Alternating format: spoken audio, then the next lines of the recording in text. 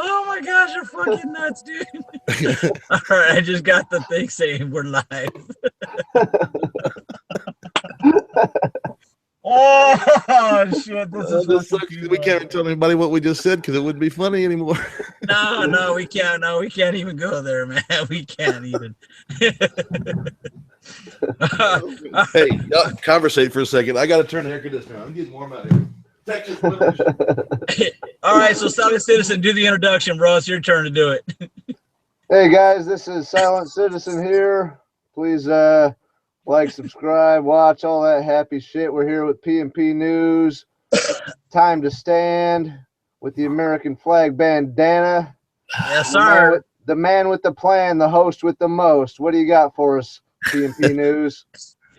Well, I guess first I'd apologize for that OBS test video that went out a little earlier because it wasn't supposed to be live.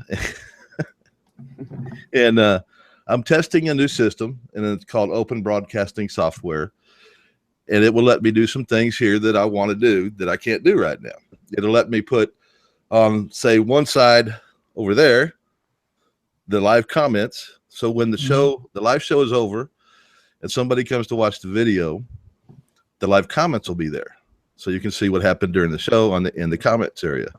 And then either right in here or right in here, I can add a video of something going on that we can talk about, or I can add another live person talking like that I'm interviewing them there, or a document, a picture, something, that I can add. And that's what I want to be able to do.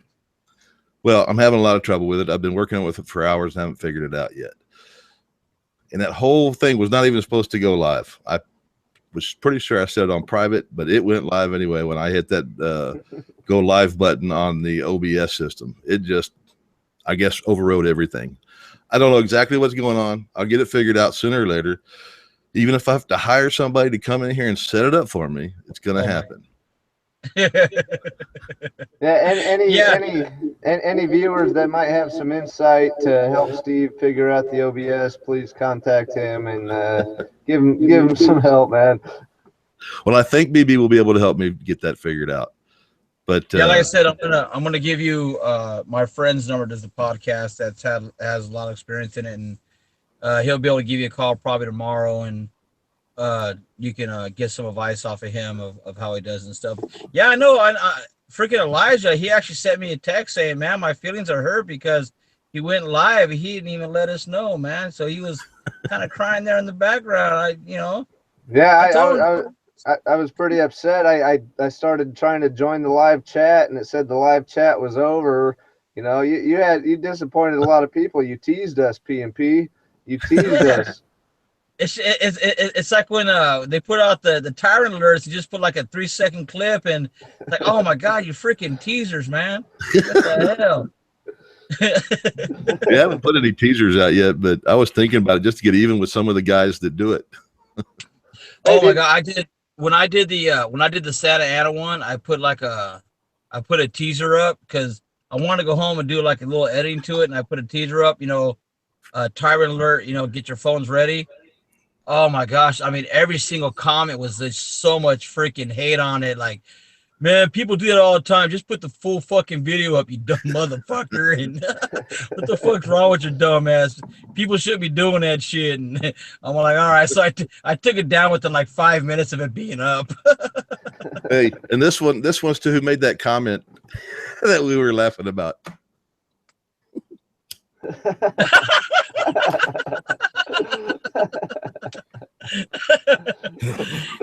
Hey, everybody, join the fun, man. We have a lot of fun. We talk shit. There's times during the day where we all just, us three, we just, put the live chat on and talk shit and talk about what's going on with the new studio PNP has going, and we just have loads of fun and shit, man. I wish we can get everybody on there to talk shit with us because there's a lot of fun, man. I enjoy myself a lot. Yeah, I think it's cool what you're doing, PNP News. This is a great show. The only thing that sucks is like, the only thing that sucks is I'm smoking like a damn pack of cigarettes in a freaking hour show, man. You can blame me for that one, I guess. I don't know. It seems No, to be. I'm the one that gets the most shit for smoking all the time. no. If I started smoking that yin yang shit, then I could say, hey, baby, I'm sorry, but Elijah's having a bad influence on me, so you, you can send him a text because you got his phone number, and you can blame it all on him. Hey, so let's talk about some news. For anybody who's watching, who may have been following the Governor Wildstar incident, he actually is trying to start his own radio show, also Governor Wildstar. But unfortunately for most viewers, he is having what he calls an all-black show, and he refuses to have anybody but black people on his show. Have you guys heard about that? Time to Stand, Well, PMP. here's what's going on, man. I mean, Wildstar, I mean, he has a good heart on him. He's got a good mind on him, and there's been some things along the past that there's been some rumors out there where I know that the racism is out there with the police. I know it is, but the news puts out only when blacks get shot or whatever. And with that incident that I did live stream when he got, arrested because he was black and fit a description and shit, I really, really, really, had his back on that. And I've done a lot of phone calls, talking back and forth with the PIO. I had all that on my channel. Right. Now, when I seen the other day, I seen that he had a new video up, and it's called Under the Black Light. Okay. Now, when I first heard it, it says this show is only about blacks. Blacks are only going to be on this show. Now,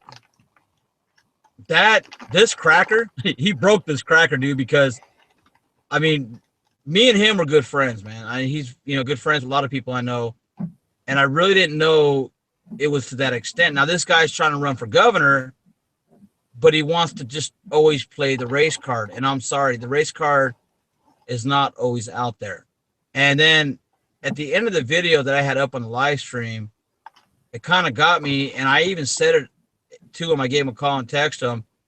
You guys said at the end of the live stream you don't like being called black because if you get cut open, you still bleed blood. And I took that to heart, and I apologize for calling you guys black. Now, I'm not racist to any extent, man. I got black friends, Asian friends. I got friends all around the nation and stuff. And right.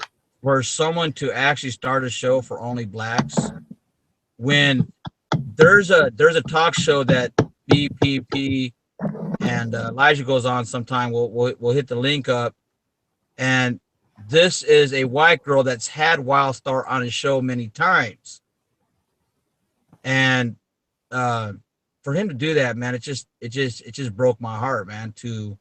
Well, to me, it seems like he's maximizing the race card, and it's so hypocritical of him to call these police officers racist for stopping him at the gas station, blah blah. He's gonna bitch and moan about these cops being racist, but then at the same time he's gonna say, "Oh, I'm gonna start a radio show for only blacks." When he's had so much support from every ethnic group out there.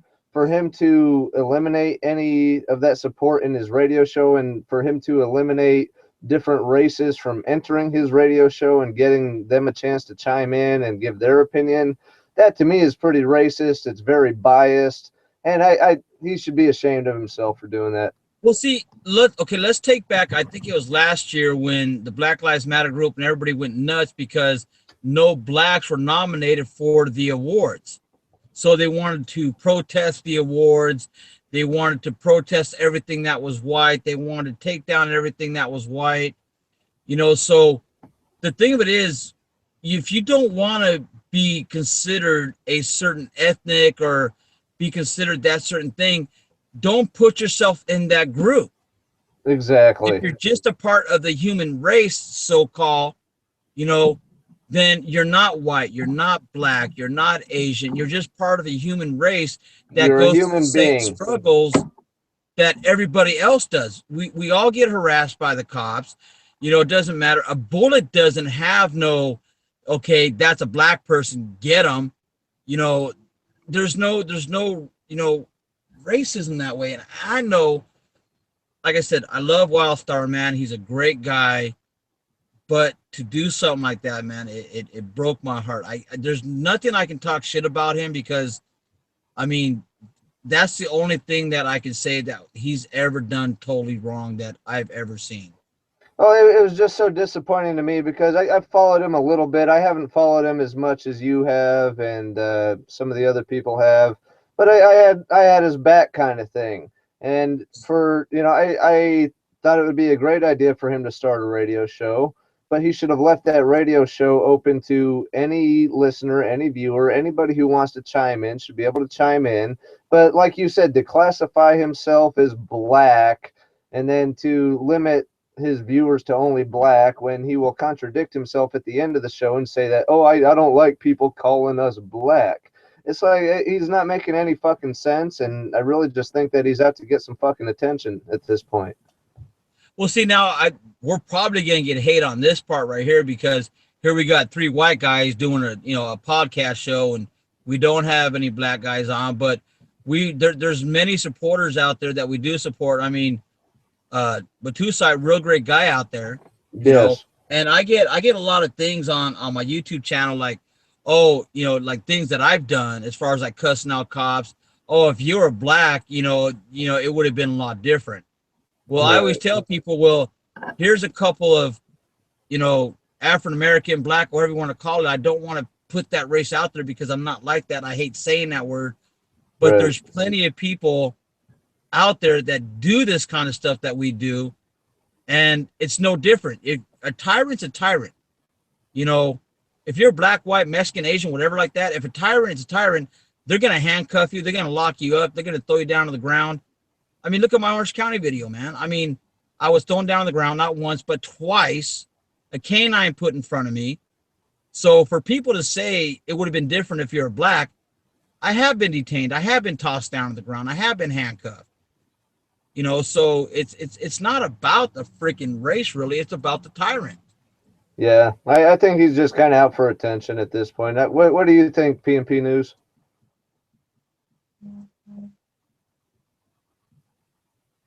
I can't hear you. PNP, we can't hear you. All right, hang on. There you go. There we go. I had the mute on.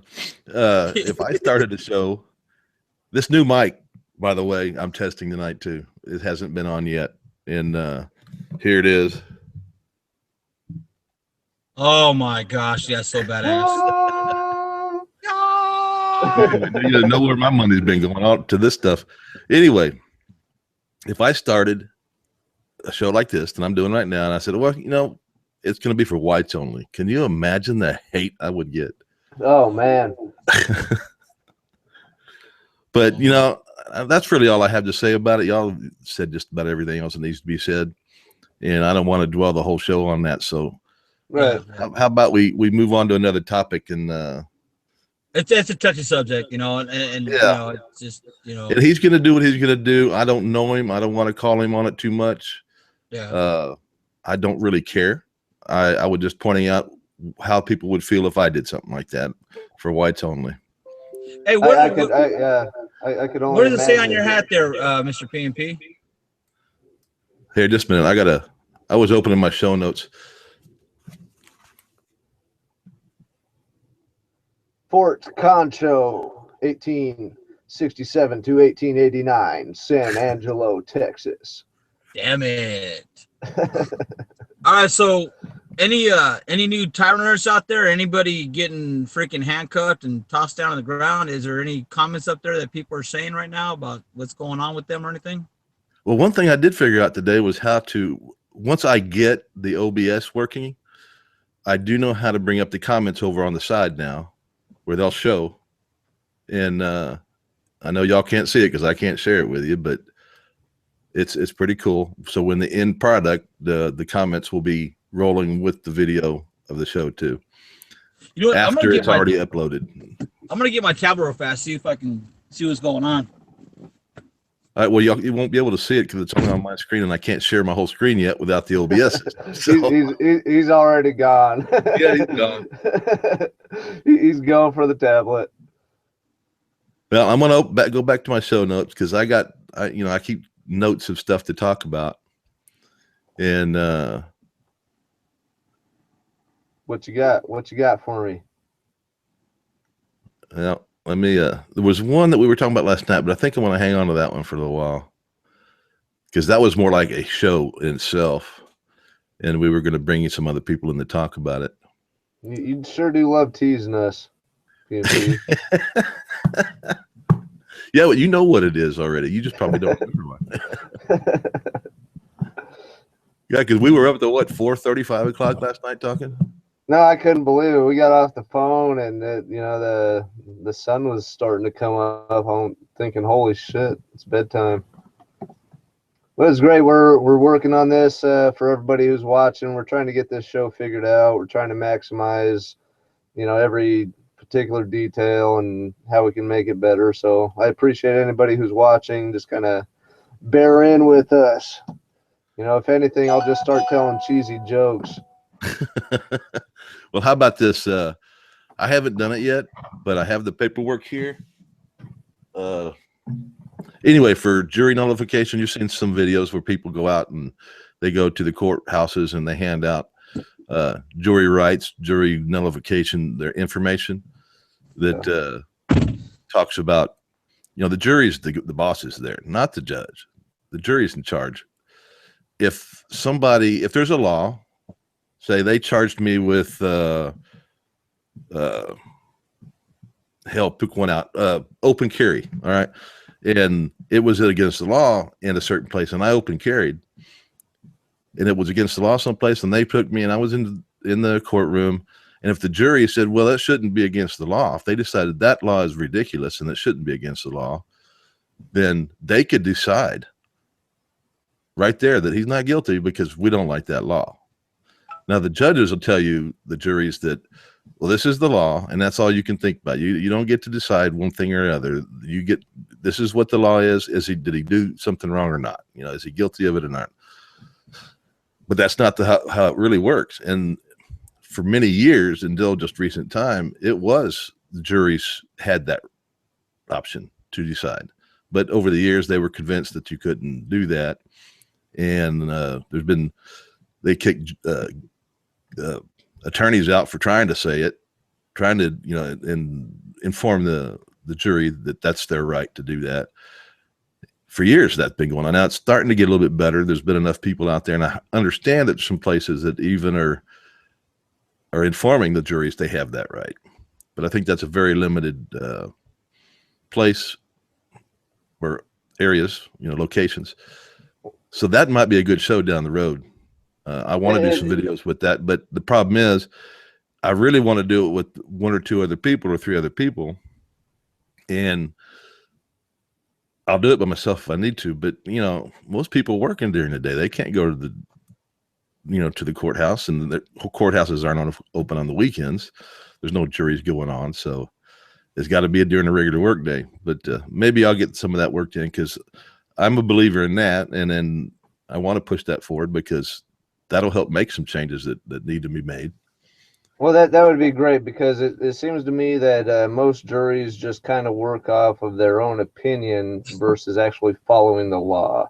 If most juries actually followed the law and the Constitution exactly how it's written and exactly how they should, there would be so much less convictions. But just because X amount of jurors think it's wrong what you're doing in any given circumstance, let's say open carry, let's say the jury finds you guilty of smarting up to the cops or something stupid just because the jury thinks it's wrong. That's not right.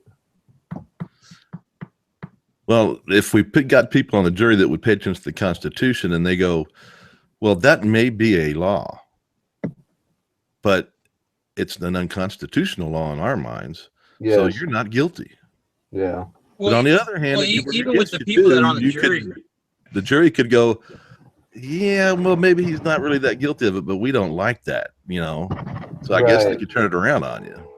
That sucks. Well, do you think that when people go to like when they hit the jury, do you think they should like basically have them take a certain class on, okay, here's basically what this person's convicted of, and here are the laws and the statutes and whatever like that, but here is the other part of the Constitution that you need to actually study of what you're being on the jury for? Don't you think that that would make a better for the jury?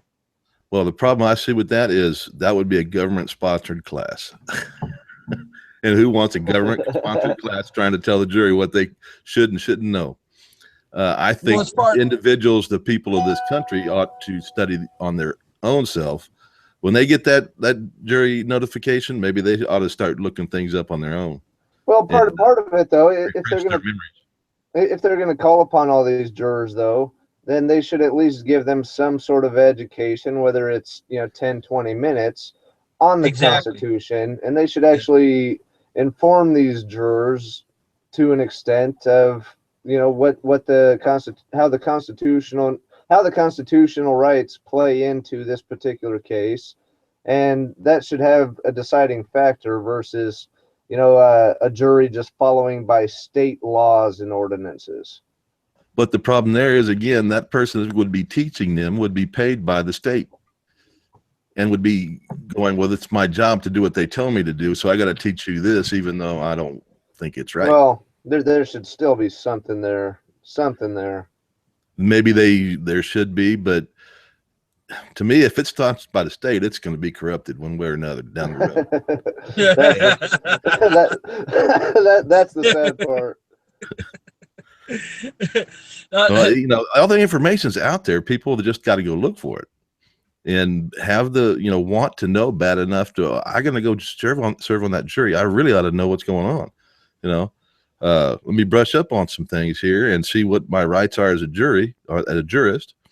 And like for me right now, they will never put me on a jury because I would be in that jury going, here's your damn rights. And I'll have a flyer for every damn one of them, You might be the best person on that jury then. I might be, but they also don't like me. Because you're not a sheeple. Yeah. And that's the part too with all these freaking damn cops out there, they want them all dummied down and okay, well, I hate bringing this up again, but when you got a cop out there that's a tyrant, I'm going to bring this up, like with the cameraman, they want to freaking detain him for a city ordinance, which is unconstitutional, just to get him. So it's like when I know for a fact they didn't want that to go to jury or for that ticket because, do you think actually if that would have gone to jury that the jury would have been, okay, well, here's the laws on the First Amendment, but the city ordinance is there and the cops do have to follow the city ordinance. So was the cop in the right for giving the ticket because they have to go by the city ordinance also? Or does the cop have to say, okay, well, we know it's a city ordinance, but it's unconstitutional, so no, we are not going to follow it. Do they have to, or is it up to their judgment at the time? Well, I don't know. To me, that's the really scary part because you better have a damn good defense attorney to educate that jury to those rights that you're talking about. Your attorney would have to educate that jury as to the fact that this is a city ordinance that does violate constitutional rights. And you better hope that the jury understands what your defense attorney is going to say versus what the DA or the prosecutor on their side is going to tell the jury. Like in Texas, the way that some of the laws, and we'll go back to open carry, all right? San Antonio has a law where you can't have a round in the chamber if you're open carrying a long gun. All right. And they will stop you and they will tell you they will have to check. And there was a big thing with OCT, the Open Carry Texas. Some guys were called on that, and there's a big scandal about it, and OCT had, you know, hundreds and thousands of people show up in San Antonio and protest it, but they're still trying to get away with that stuff. And now they're moving it up even more, and I'll bring an update on that later. I'll try to get the exact law. I don't have it right with me, and we'll do an update on that later and talk about that on an open carry show or something, you know, down the road. But they're still pulling that crap. Now, if you went to court and the people knew that the state law is this, and it contradicts what that town's trying to do, they can't take your rights away from you. They can't tell you can't have a round in the chamber when the state constitution says you can, or the state law says you can. And what's the difference between them coming up to check if you've got a round in your chamber versus walking down the street with an Arizona iced tea in a brown paper bag? And they want to stop you and see what's in your brown paper bag. They don't have the right to just walk up to you and say, I got to check your gun. That's bullshit. They can come up and ask you. They can come up and ask you, but depending on how you stand up for that right, if you try to stand up for that right, it'll usually escalate into a potentially violent situation by you refusing to show the officer that you have one in the chamber or what you have inside your brown paper bag. Well, here's how it will go. It'll go like this. If I can, there's in Venice Beach, California down here. It's a big giant boardwalk. There's a bunch of homeless men down there and stuff like that. And people are always drinking out of the brown paper bags. Now there's videos out in Venice Beach to where, you know, people are always getting stopped by the police that are on the boardwalk, you know, saying, well, I do have probable cause, because the basic thing with people carrying, you know, something brown paper bag, if it's tall, you know, it's usually a tall can of beer or whatever. So they always use that. And if they don't, then they want to freaking handcuff you, put your shit down to the ground. Well, can I smell it? Now, pretty soon, I will be doing a, you know, Fourth Amendment check on that down there in Venice Beach. Not soon, baby. I know my wife is watching, so everybody say hi to Mrs. TTS out there. But when I do get back in it, I do want to go check the Fourth Amendment and see if the cops actually want to. There's questions that people will answer. I know we're going to do that. So, you know, I was just going to say, people want us to pay attention to the comments, and we're not. My wife just came out. Everybody, Mrs. TTS just came out here and says there's comments down here that people want answers. So, with this being said, we'll go ahead and get to that. Is that I would love to check that Fourth Amendment if a cop comes up to me with somebody videotape me, like the cameraman, that man, or the teacher, you know, saying, you know, and me going out with the Fourth Amendment. I would love to, you know, to check that part. But PNP, I don't know if you want to get to maybe some comments or. All right, let me finish what I was going to say, and while I'm doing that, you read some of those comments and bring up some. Okay. Okay. All right. Cool. All right. Now here's back to the open carry thing. They walk up to you. Say you're in San Antonio, and they walk up to you, and they want to see you whether your gun's loaded, and you say no, and you do it politely and you know, and correctly and constitutionally. Well, what they're going to do is then they're going to detain you, because they don't really care about how the detention is supposed to go. You're doing nothing illegal. They shouldn't detain you. So they'll detain you, and then they'll take your gun, and they'll say, well, that's for officer safety. Then they'll take your gun over to the car, and they'll check and see if it's loaded, or they'll do it right there in front of you. Then they'll take the gun over to the car and run the numbers on the gun to see if it's stolen. So they'll do all that crap, which would totally illegal. Everything they did just is illegal as hell, but they know they can get away with it, and there's nothing you can do about it, because no lawyer and very few people, no lawyer is just going to take it, and nobody's really going to spend that kind of money to do that unless you have an organization like OCT or some other one that has the power to do something about it like that. It's a crying shame.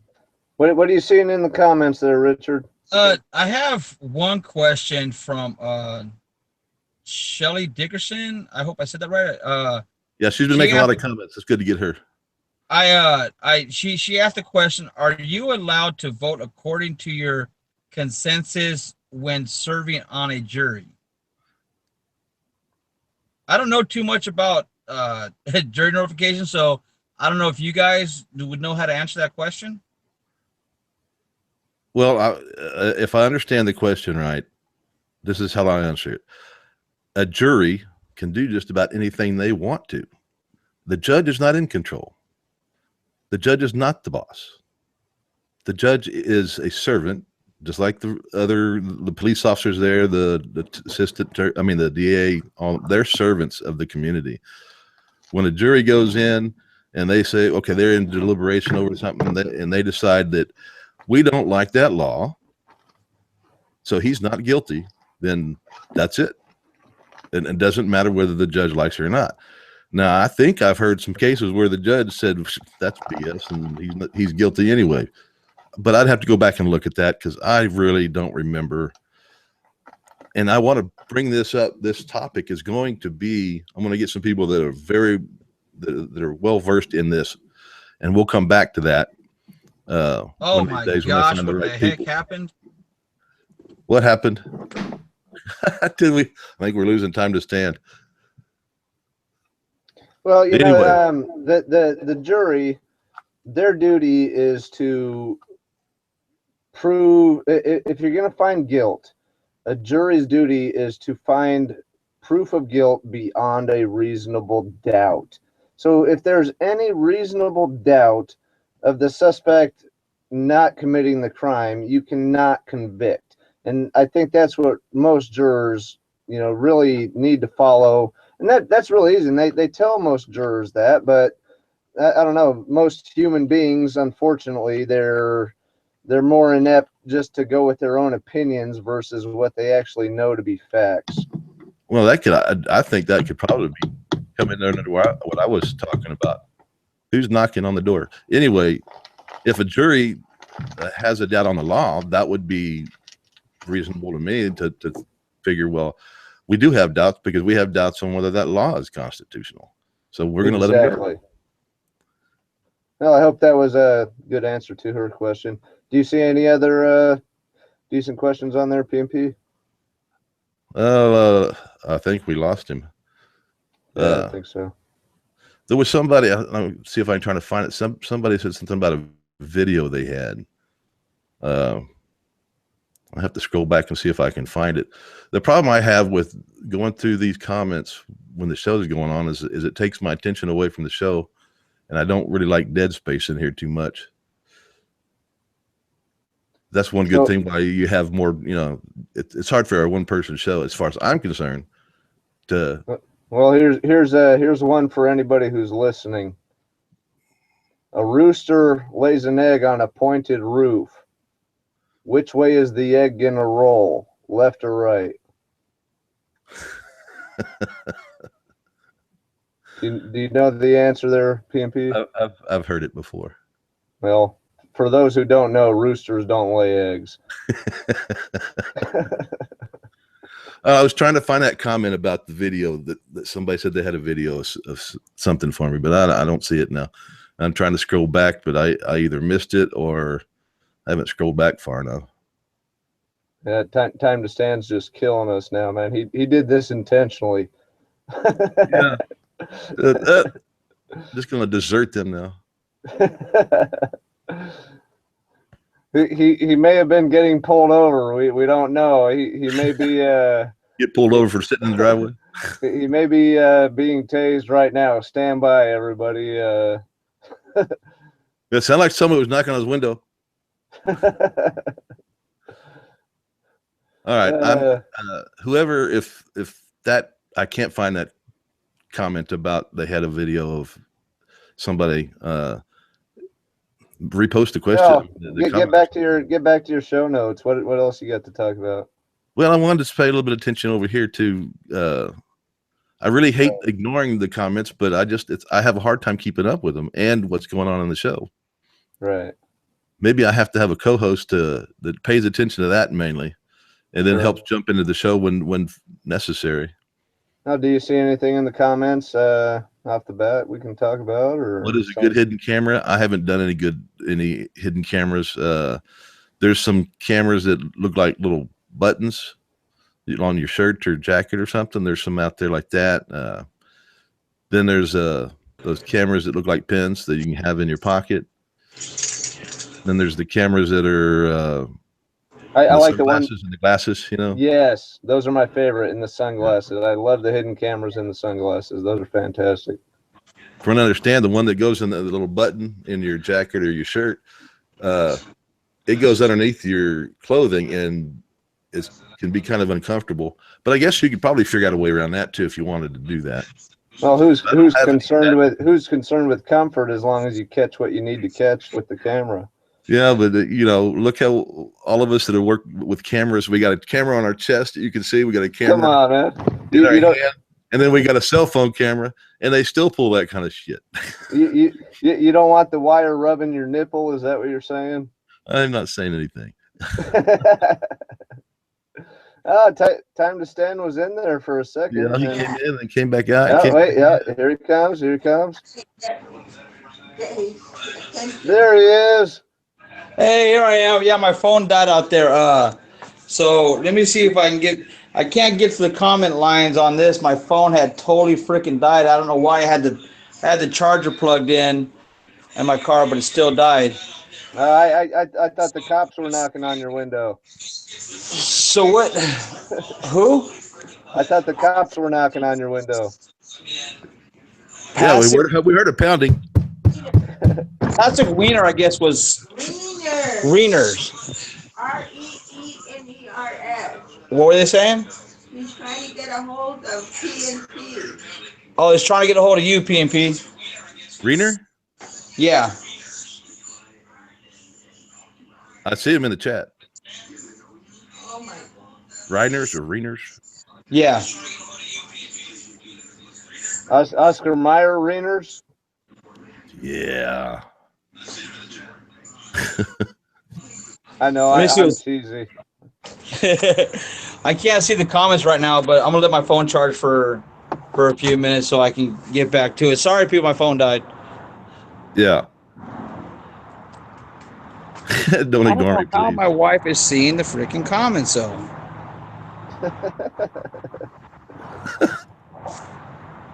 I see your comments over there, Patrick. Well, what's he saying? Not much. But I may have missed it. You know, it may have been further up in there that I missed it. So,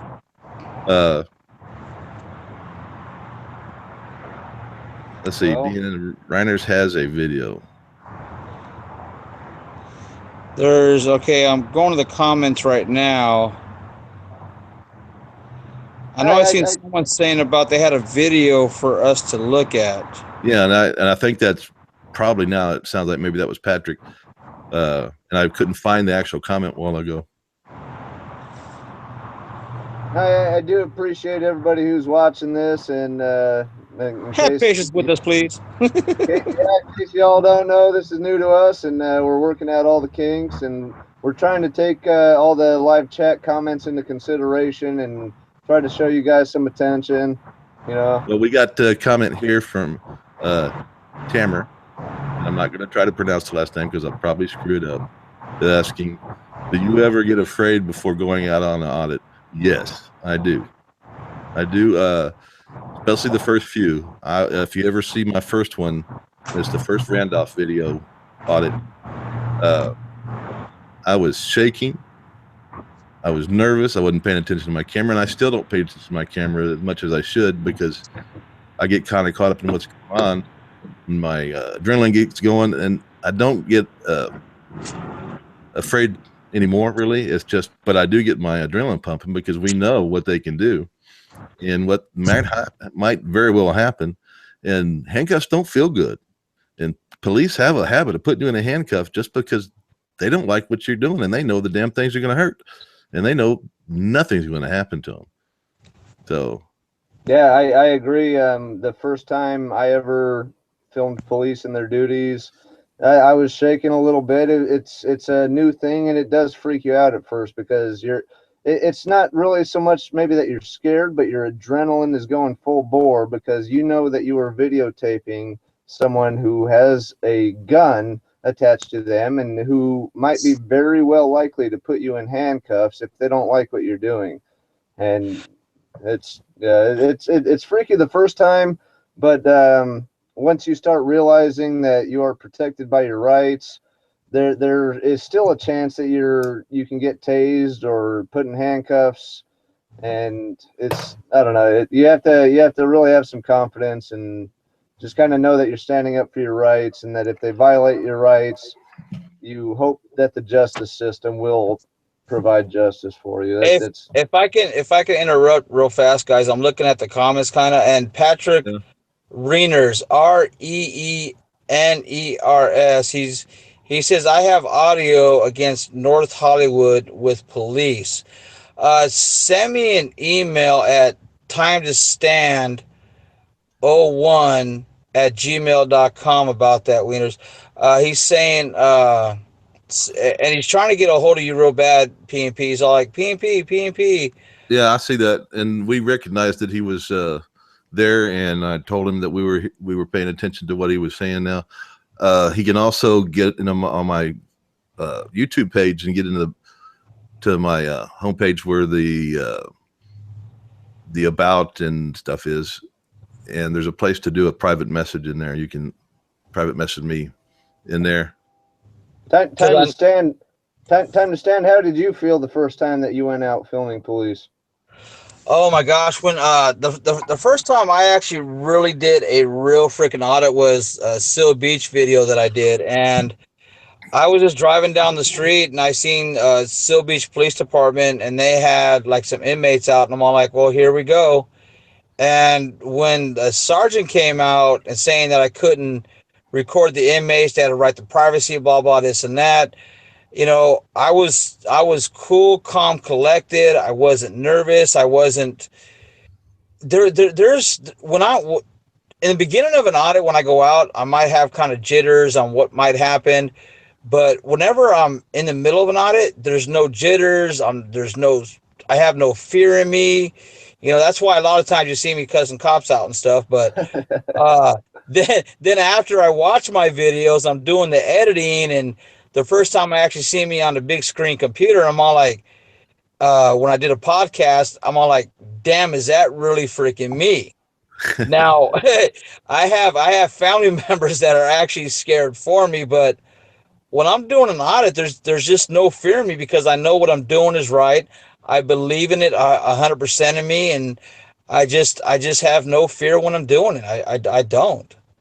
Now, what do you think about doing a Second Amendment audit? Have you ever done one, Time to Stand? No, you know what? I can't have a gun. I do have, a conviction in back of me, some 20 years ago or so. So as far as me going out doing a Second Amendment audit, that's I would not do one personally, even if I could, because I know for a fact with my mouth, like the guys that just went into the police department after they got pulled over, they, one went in there with the ski mask, with cameras on them and this and that, and the cops come pulling out, get your hands up, put them on the ground. That's one thing that would scare the hell out of me. So that's why I'm like one of the biggest fans of SCAT when they do those, because that's the ultimate freaking audit right there. When Second Amendment, that's just ultimate. Let me ask you something. Correct me if I'm wrong, either one of you, but even though you have a felony, can't you still carry and possess a black powder rifle or pistol? I've never actually checked into that. I don't know, but see, out here in California, the laws are so tight. There is no open carry out here, and for a concealed weapons permit out here, it's very extensive to where you got to have a reason to be even concealed carry out here. As far as like, okay, I own a liquor store, I might get robbed. I carry cash on me going back and forth to the bank. You actually have to give them a reason, and it has to be a good enough reason for you to even conceal carry out here in California. Okay, Steve, what do you think about that? As far as in Texas, how does it work? If you have a felony, can you still possess and open carry a black powder rifle? That's how it works in Colorado. They don't consider that the same, so probably can. I'm looking for the right word. They don't consider that a firearm. Pre whatever 1980, I mean 1890 something or whatever it is, right. Black powder, something like that. I think you could probably get away with that, but don't hold me to that. I don't know, but we do have a guest that probably will know on Monday. Oh my gosh, that's gonna be such a good one. I just gotta say, Patrick, again, have a pen and paper ready. Baby, if you can, baby, I know you're watching. Write down my email address. It's timetostand01@gmail.com. Patrick, please send me an email, and I will get with you on that issue about North Hollywood, and I'll see what your story is, and we'll see what we can do, and we'll definitely go from there. Well, right now there's some comments going on about when the show is and stuff. Right now we've been testing. So it just excuse me, it just depends. Tonight went ahead and did one because I did a test earlier that wasn't supposed to show up, and it showed up on YouTube with a countdown to when the show was going to be, and it said like 3 hours when it started. It wasn't supposed to show up. I was just testing the OBS system to see if I get it right, working right. And when I punched broadcast on the OBS, it went, and it went live, and it went public, and it shouldn't have done that. So I had the settings wrong or something someplace. Yeah. And then I got a message from Silent saying, "Hey, what's going on here?" Yeah, I sent you a message. I'm like, hey, there's a countdown going on. There's going to be a live show in approximately 3 hours. What's going I haven't on told y'all about it. It was true because I was at my friend's house, and he was showing me how to use a new editor, and we got us three have a group text message going on, and when I seen his text message about it, and I'm all like, what the hell? So I went to PNP's page, and I seen that, and I'm all like, oh, that's freaking cool as hell. I can't wait to see what happens with this. And, and then I see, when I was leaving his house, I seen that live stream, and it was on for a few seconds. It went back off. So, just please, people, I just have patience with us, man. PNP, he's working his ass off, staying up all hours of the night, getting this stuff going, man. We are going to have maybe somebody keeping up with the comments and maybe jumping in once in a while with the comments and stuff. So this is all new to us, and it's a big thing getting going. Let's see now about like the once a week and once a month PNP. Do you have anything in mind about that? Because we have someone here saying, is it going to be once a week or once a month? I'm thinking once a week when we get going. Right now we're doing more because of the testing, and since we went ahead and I had that come up earlier, I said, well, hell, let's get together and let's just do a show anyway, since people were going in there and what's going on, they're going, let's deliver a show. Well, let's just talk about whatever comes up. Because we could do that, man.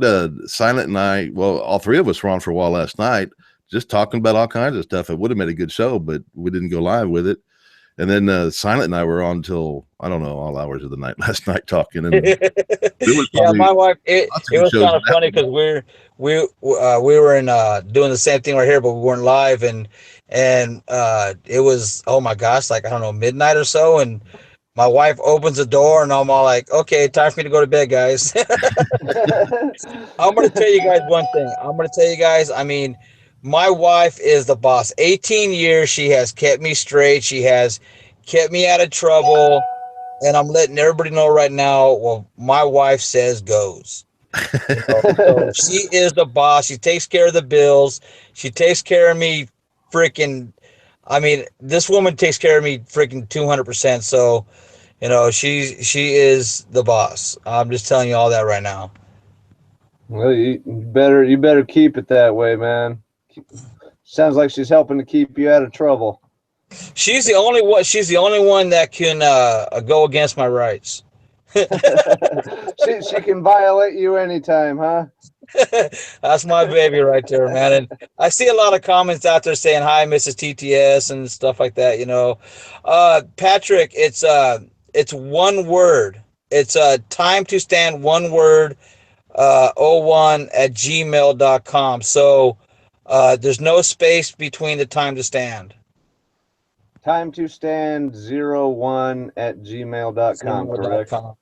Yeah. So does anybody out here? So does anybody out? Yeah, my wife just put that up right now. She gave it to Patrick. But if there's anybody out here in our areas, just get a hold of us, send us emails, private messages, and does anybody that you want us to go out there to audit? If you guys got any good ideas for any such area, I know somebody was saying earlier about there's been a guy who's been on me and the cameraman's page about doing Placentia.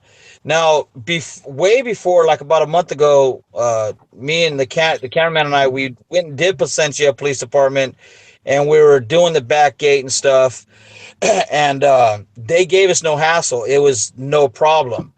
But the guy was telling me that he went out there and he was filming the police department, and the cops came out and they told him to delete the footage or they would be arrested. So I was emailing this guy for a while, and I told him, I said, well, if I go out and do an audit, I want you with me. And he says, well, I can't because I'm scared. Well, that's what they want. They scared you enough to delete the footage. But if you're going to go out here with someone like me, that man, or anybody else that's got the experience, you cannot have that fear in you. It's like what he was asking about the first time I went out. If you have that fear in you, they're going to freaking smell it. But now I did me a couple phone calls. This one lady got on the phone, and she was a supervisor of the police, but not a sworn officer. And she told me yes. And I got this voice recorded, and I let her know it's voice recorded. And she says, yes, we are allowed to tell you to delete your footage because it's a suspicious activity. So I asked her a few questions about the law and whatever like that. And she's all, well, suspicious activity is not a crime, or it's not, but we can still detain you. So after a couple of days of me calling and bugging, I finally got a hold of a watch commander. And I told him what happened. I told him basically what this lady told me. He's all, oh, no. You cannot detain somebody for filming. It is not a suspicious activity, and he totally agreed with me. And he said that once we got off the phone, he was going to go ahead and talk to this lady. And I go, well, why is she a supervisor of the police, but she's not even sworn? I don't get it. Where is your guys' training at? So, Yeah.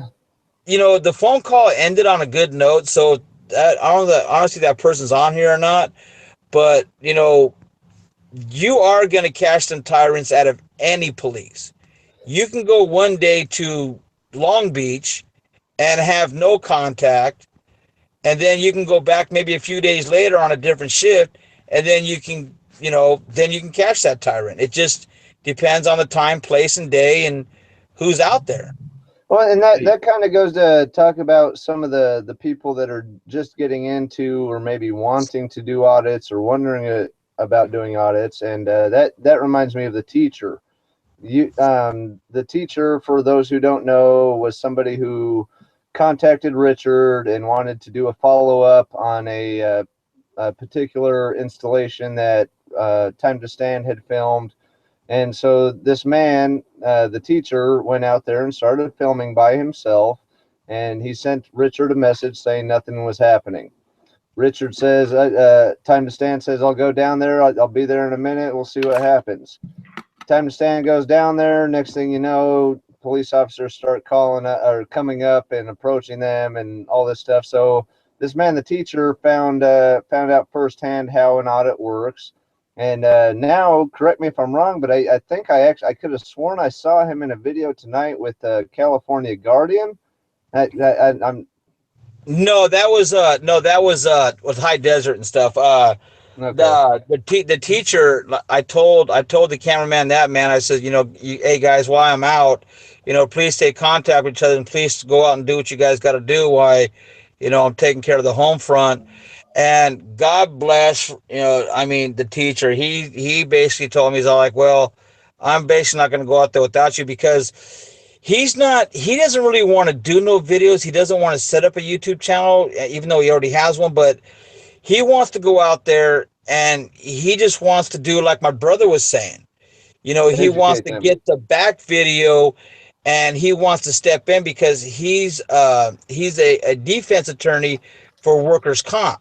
So he's more into the law, and he's already an attorney, so he knows, you know, the Constitution. He knows the laws about recording. And, you know, when I was detained in the city of Orange, you know, he was pissed. He's all like, well, I'm going to go down there and I'm going to mimic time to stand. Anybody, you know, double dog dare me. And I double dog dared him. He went down there and there was no contact. And, you know, and I told him on the way, and it was a trip too. I mean, I got to say this, it was a trip, man. Oh my gosh, is that time to stand? You know, it was like, it's humbling when somebody, is that really you? It's humbling to, you know, when people think of you like that. But we're just normal people that just go out and just film cops and stand for our rights. I don't think of it as heroism. I don't think of it as, it's just, you know, we're just pissed off of what happened. So we just decided to go out there and do something about it. That's all we are. And Yeah. it's not even. It's not even. All right, hang on, guys. Hang on. Go ahead, PNP. Go ahead, PNP. All right. Concerned Citizen has a comment here. It says, I would like the baiting issue discussed. Okay. I believe that I like it. prevents our motivation to assert our rights. I'm not exactly sure what that comment means, but I do know what the topic is. I think he's talking about we're accused of baiting the cops. Exactly. Yeah. All right, but I don't exactly know what the rest of that comment means. So if you want, Well, if that is what it means, if you know, because I get tons of comments that say that I'm just baiting the cops and provoking the cops. You know, if I stand outside of a police station's gate where police cars come through frequently, and you want to consider that baiting, it's a joke to me. And that's a reason why these are called First Amendment audits, because we are truly exercising our rights, and we are actually kind of putting the police station to a test. yeah, I prefer to use the word testing. Right. So right. yeah, so if I stand outside of a gate for an hour and I'm just filming police cars coming in and out, if a police officer comes up to me and approaches me kindly, and he respects my right to film, he might say, hi, how are you doing? Oh, you're just filming? Oh, okay, have a nice day. That is what we as auditors consider to be a pass. So if we're testing them, they just pass that test. Okay, now, sadly enough, you can stand outside that gate, and more often than not, the officer is going to come up to you and he's going to start trying to demand ID from you. And if you don't want to give him ID, the situation escalates and he can potentially put you in handcuffs or what have you. And that is considered a fail. So it's not baiting police officers, because these police officers should know that we have the right to be doing this. To consider it baiting a police officer when I have every right to be doing this, it's contradictory. You can't put those two words together, you know, baiting. It's kind of hard to bait somebody with legal activity. Someone told me I did one video a few months back when they're out here in Tustin area. They like sitting bikes and chain them up, and you know they do it to catch a criminal that's gonna freaking steal the bike. Now I put a video out there, and you know it was titled you know, baiting citizens, baiting the public. Now I got some hate on that because, but it came true. You cannot bait a person that is good and that doesn't steal. You're only gonna bait a criminal. Now with the baiting aspect of it, as they say it for us, same thing with me. I'm not out there baiting cops. I'm out there looking for the tyrannous cops, the cops that go against our rights. And my whole thing is, when I do that, then I turn them in. If you look at my, all my updates and stuff like that, it's our job as citizens or whatever you want to call us to turn those cops in for them to get punished. Because if we're catching these cops violating our rights on camera, just imagine the cops that go around pulling people over saying their brake lights are out, which I have a video of on my YouTube page about somebody that the cops straight lie because your brake light's out and they want to pull you over, then they want to search your car and do that stuff like that. Now, isn't it worse having a tyrannous cop and a lying cop and a corrupt cop out there? Isn't it worse than baiting cops, as you say? Yeah, no, 100%. And it's amazing because the video, the Santa Ana video of yours, Time to Stand, that I watched just yesterday, you were simply just walking around on public property. You were silently filming. You hadn't said a word to anybody, kind of thing. And yet 7 police officers pulled up. I think it was either Hey, I'll be right back. It was either 6 or 7 squad cars, but it was at least 7 physical human being officers that approached you just for walking around and filming. So, where is the bait in that? Where is the provoking in that? Why if you're on public property, if you were wearing a suit and tie, would you have been left alone a little more, kind of thing? But you're missing one thing. But you're missing one thing in that too. You can hear the cops saying, "I know who you are." So if you know who I am, why are you still out here talking to me? Why are you still out following me? Why, when I'm trying to get away, you're gonna sit people on the corners to find out who I am to try? See, they sat at the end of the video. I'm walking around trying to get away from this damn cop. And he's like following me around and stuff, and I catch him a few times making a U-turn. And finally, when I thought I got away, all of a sudden there's this gentleman on a corner, and all of a sudden he starts yelling out, "Hey, he's over here! He's over here!" And I had an American flag on my car, so I took that down real fast so it won't be noticeable if they can, okay, there's many cars like mine. I had to take that down because I didn't want them to notice my car. But saying it in the video, okay, I know who you are, then why even set somebody on a corner to try and find me? And I'll tell you why. Because they wanted to pull me over. They wanted to catch me driving. They wanted to pull me for any reason at all to give me a citation because I made them look stupid on camera. Which, see, I didn't make them. I got to pull it back. I don't think I made them look stupid on camera. They made themselves look stupid. They really did, because they had no reason to approach you. They have in the room. They have the right to approach you. They have every right to come up to approach you and ask you for ID. But do you have to give it to them? No. Does it take 7 officers to?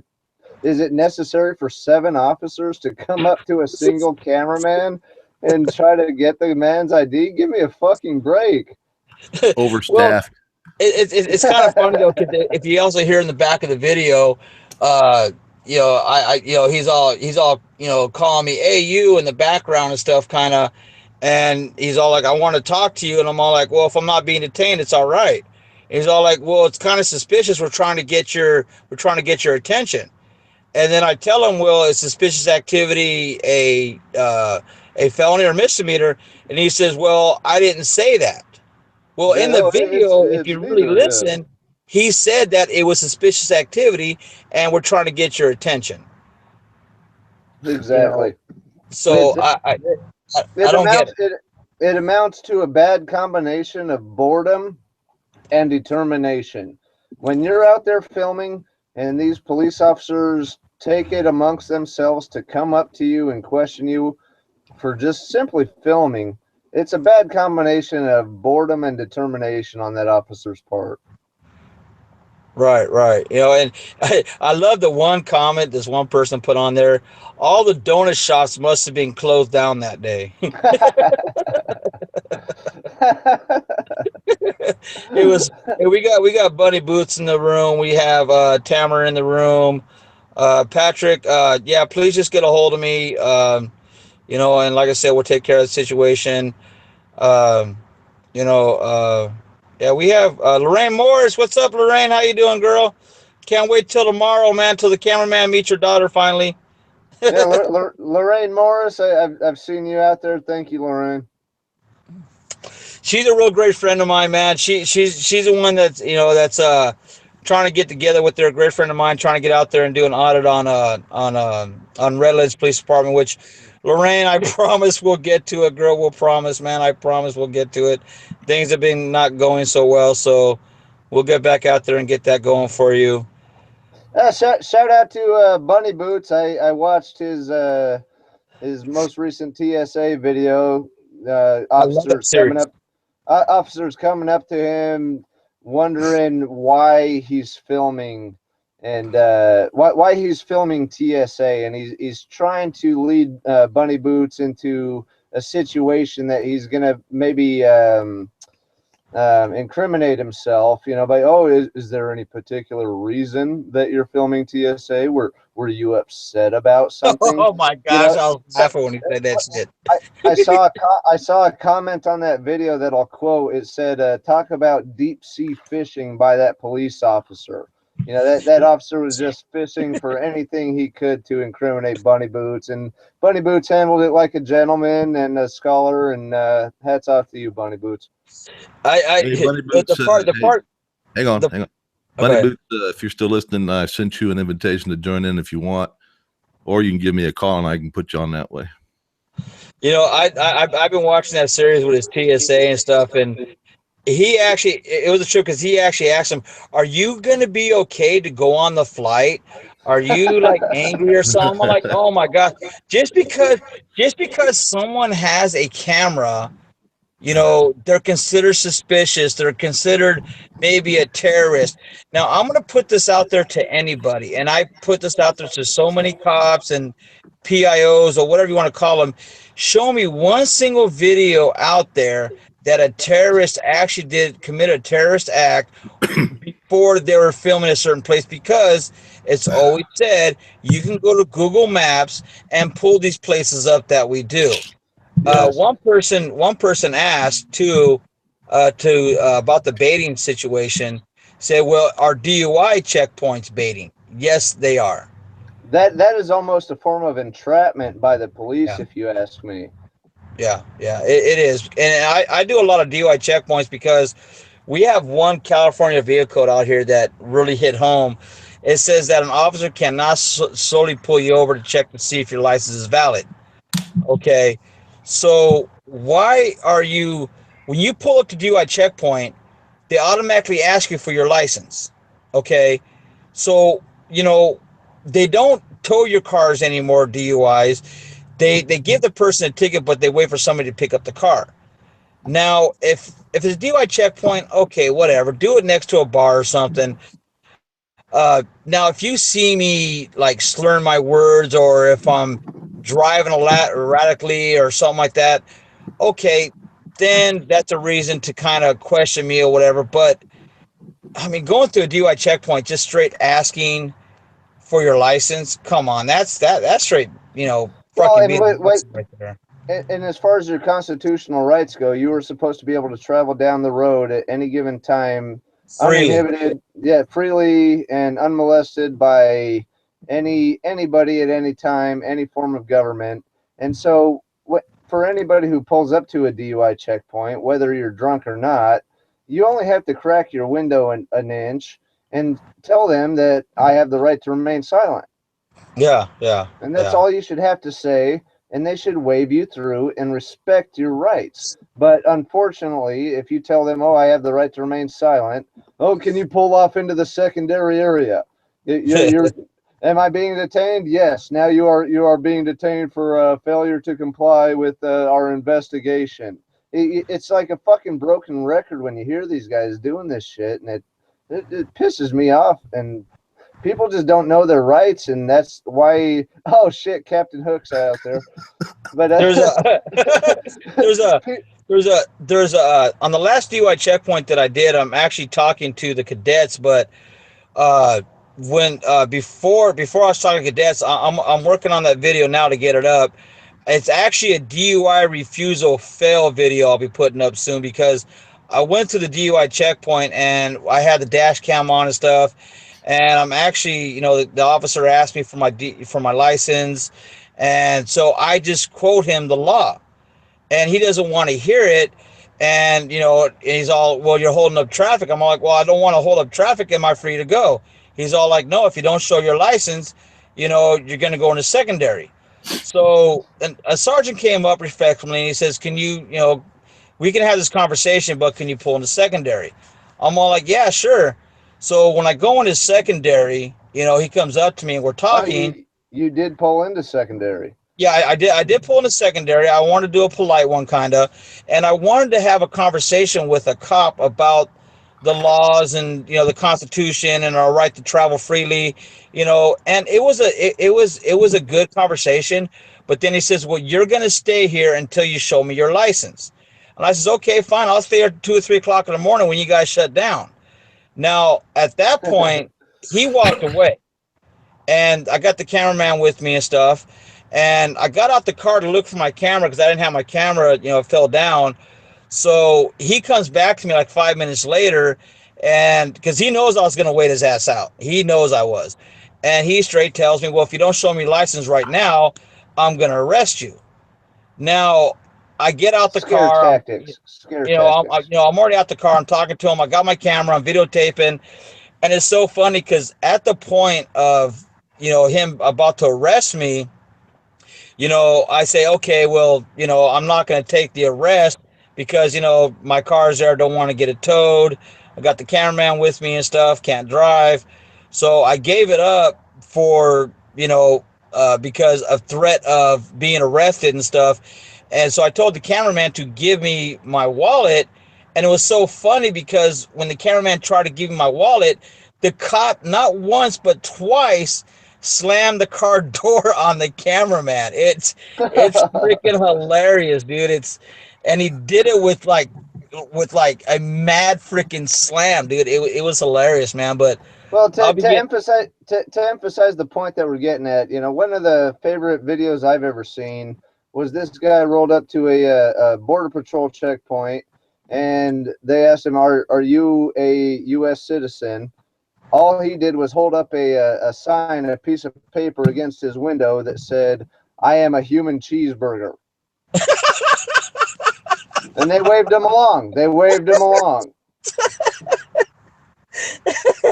Well, I've had some success on DUI checkpoints on refusing, like Buena Park, and I had the video of going through Arizona checkpoint, and I refused that one, and they pulled the canine out. You know, I got that refusal on. My wife was so pissed, man. She was.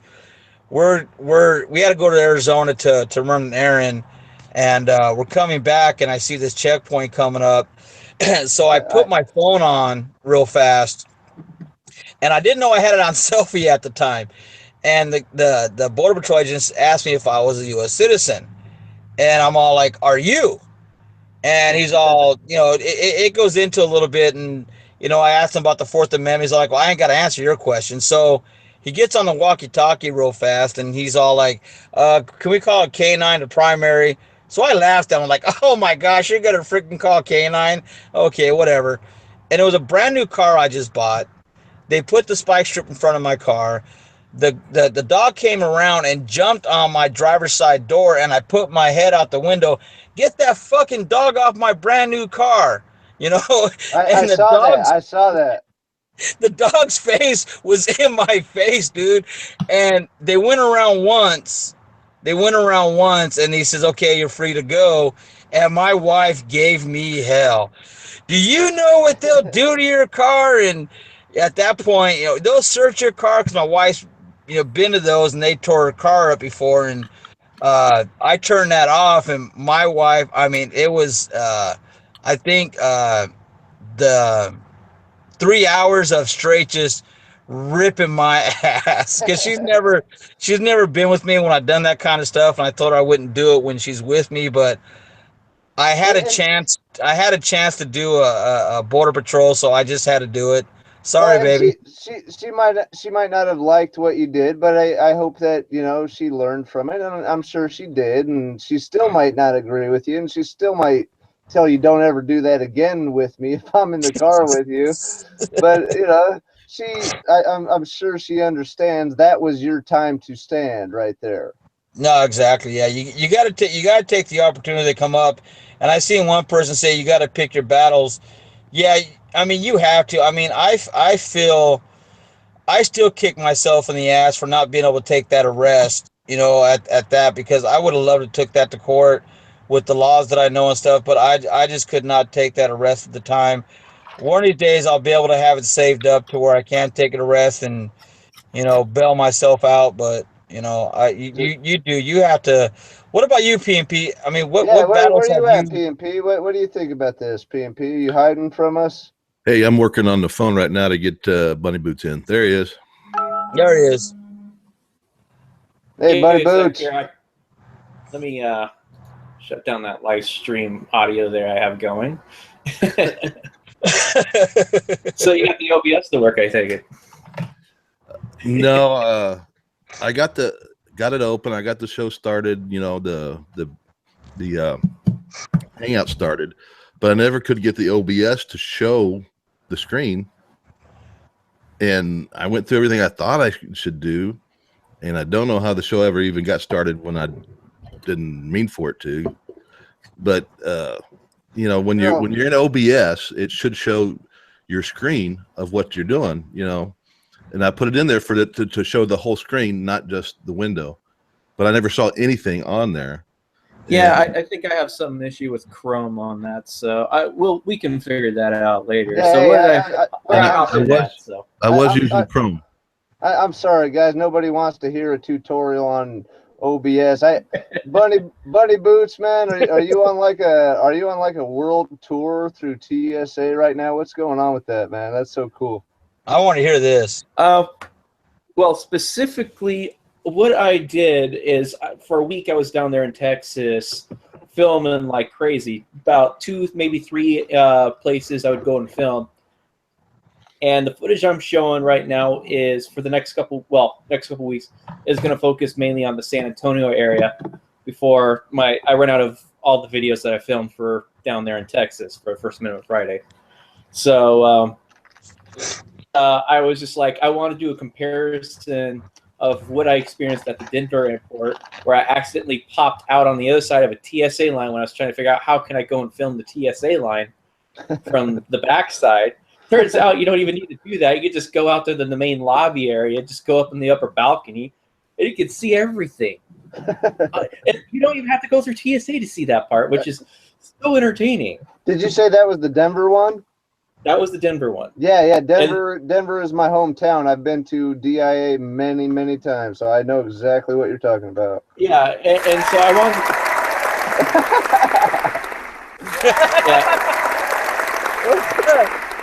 Okay, go ahead. Yeah, and so I wanted to compare the attitude of the TSA at Denver versus what I experienced at San Antonio, and see how much of a contrast there is between the two locations, which there is a pretty big one when you look at it. Did you? I don't know if you're familiar with a very famous civil rights attorney named David Lane, but he actually did an article recently about DIA and how DIA published something that said that you cannot exercise your rights at DIA. No, I have not seen that article. Oh yeah, they said that you need a permit at DIA if you want to pass out literature, whether it's religious or constitutional. It's a pretty in-depth kind of thing. I think you'd really be interested in it. But they said that you need a permit to exercise your rights at DIA. Actually, that is the free speech issue, and which case there is actually a federal court case out of southwest part of the United States, where a guy was trying to deal with some sort of issue of freedom of speech for going through a TSA checkpoint at an airport, and he lost that at the appeals level. And that happened, I think, about 4 years ago. last time I checked, I can't remember if he was trying to go for appeals, but that what it sounds like what you're from what you told me, that's dealing with freedom of speech and literature and all that stuff, not of press of documenting and what's going on there and then disseminating that at a later point, which is sort of a different issue. Well, either way, it blows my mind. Just to say that you need a permit to exercise your rights, you know what? It's mind-boggling to me. As we give up our right, our right to sort of search and seizure when we go through that TSA checkpoint. So we're already compromising our rights by just going and flying. When we purchase that ticket, we go through the airport line. In fact, we're compromising our rights because once you get in line and once you get up to that metal detector or the X-ray machine or whatever they got going on, the body scanners, you have to go all the way through. You can't stop midway and just leave. No, they say no. You gotta do the entire thing. Oh yeah, the entire checkpoint thing is a huge rights compromise kind of thing for public safety. Yeah, and whoa. What's going on? That's there? you, time Stan. Yeah, I'm turning my. Yeah, I'm turning it off now. Okay, it's off. So, Bunny Boots, have you ever tried leaving halfway through the checkpoint like you're talking about? No, the thing is usually when I'm going through, I am going all the way through because my objective is to film from the other side. Right. Where they're not expecting it. Okay, they might expect you to film while your friends and family are going through the line and all that stuff, but they rarely expect someone to go all the way to the other side and start filming from the opposite direction, which really throws them through a loop with Chicago and San Antonio. Yeah, where they both sort of threw a little bit of a hissy fit there for a short time. What do you think? San Antonio more. What do you Go think? ahead. What do you think about this PMP?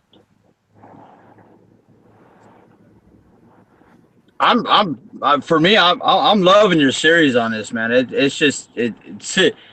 I love the way you handle yourself out there, man. I've always said, I mean, I wish I can be like you guys, but my mouth is too big to stop that. But I'm loving this series. Every time I get that notification of Fridays, that's the first one I click on right there. It shows how it should be done.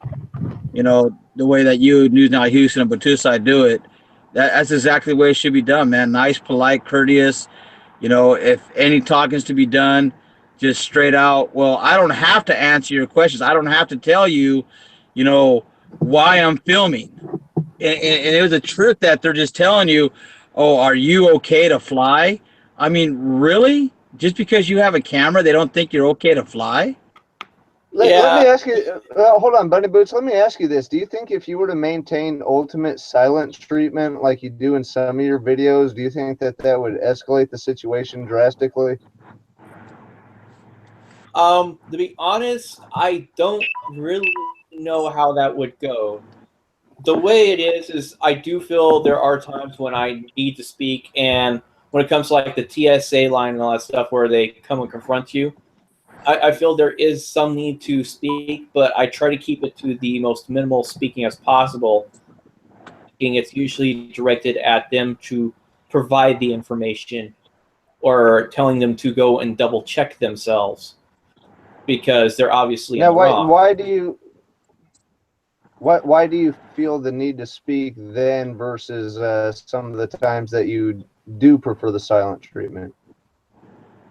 In those cases, it's quite easy to end up in handcuffs and then all of a sudden removed from the airport, in which case now you're out however much money you just purchased for your plane ticket, and I just Picking don't your battle. I have to literally pick my battles as best as I can, and that's a battle where I just don't have the resources to fight all the way with like doing a silent treatment, completely ignore them.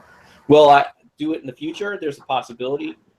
It's just I haven't had the resources to say, okay, yeah, I have that net. I can continue on with my trip, or this is like a one shot.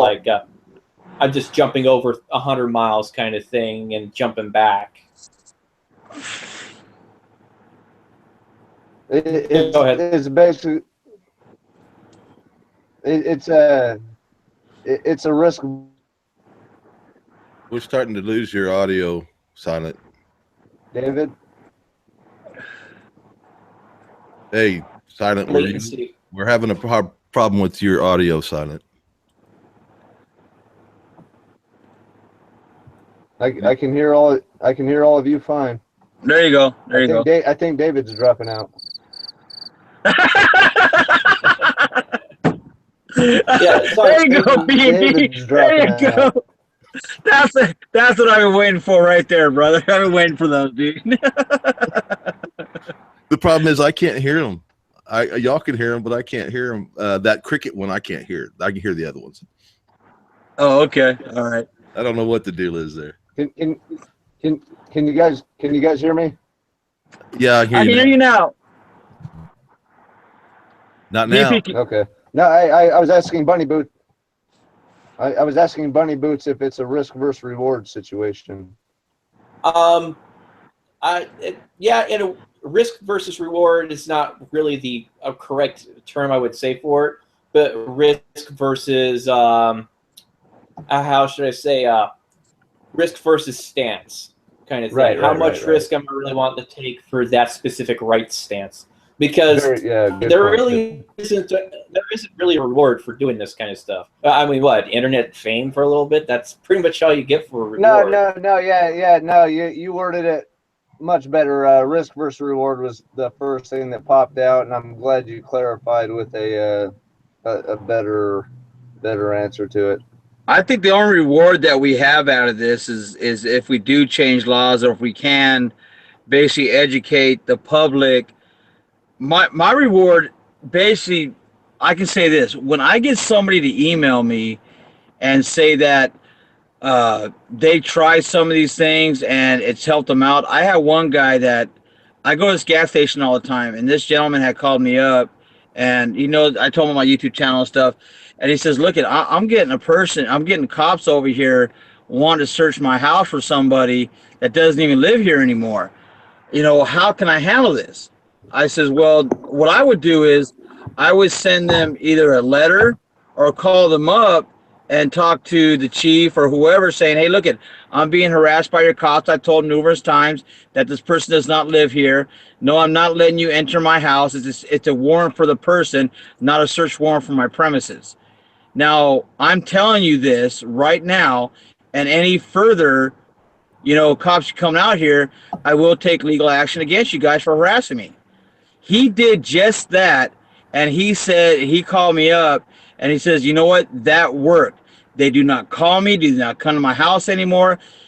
That is basically my reward out of this. When you can actually show the public on how to stand up for the rights and help somebody out that's having an issue. Now, I'm far from being a lawyer. I'm far from being, right all the time, because, I am, I'm not really articulate as far as like Bunny Boost, News Out Houston, the Batu Side, PNP News, and, I'm not articulate as they are, but, the point still gets across on how to stand against against the tyranny out there. That's my reward.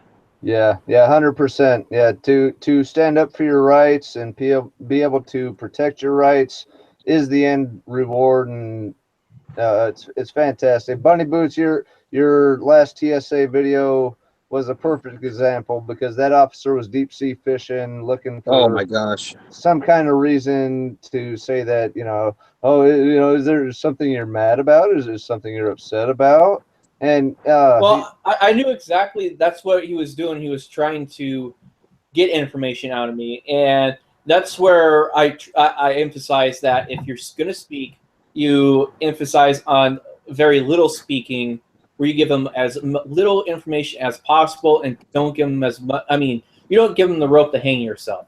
So now let me ask you though. And let me ask you: do you think if you had used the silent treatment, you kind of stated in your last answer to a similar question, do you think that do you believe that you would be barred from a flight if you did maintain that ultimate silence? Oh yeah. Well, it depends on the interaction with San Antonio. I would say it's definitely a flip of the coin. It would have been 50-50. Very, I would say definitely a high risk kind of situation right there. For me actually hey guys, I'll be back in a minute. Y'all carry on. Okay. One of the things I've been talking with PNP News about is, imagine if you were deaf and mute, okay, but you still wanted to do First Amendment audits, whether it was with a TSA or a police station or a federal building. You know, imagine if you were actually deaf and mute and you didn't have a chance to invoke your Fifth Amendment right, and you didn't have a chance to talk, and you didn't display any sign language or physical emotion or anything like that. How do you think that would go, Bunny Boots? Well, if you went complete, how should I say, Dondre, which is literally showing little to almost no emotion, communicate the that you're wanting to remain silent kind of thing, that's definitely gonna really change. Well, it's gonna cause an interesting interaction, that's for sure. I couldn't really guess how it would turn out. It just trying to conceptualize it in my head, because not all interactions end up bad. There's some good ones and there's some bad ones, that's for sure. And as is I cannot. I'm usually, when I'm doing these things, I'm flying by the I'm just sitting there like, okay, this is what's going on, and I'm reacting to their reaction of me just being there doing the filming in the first place.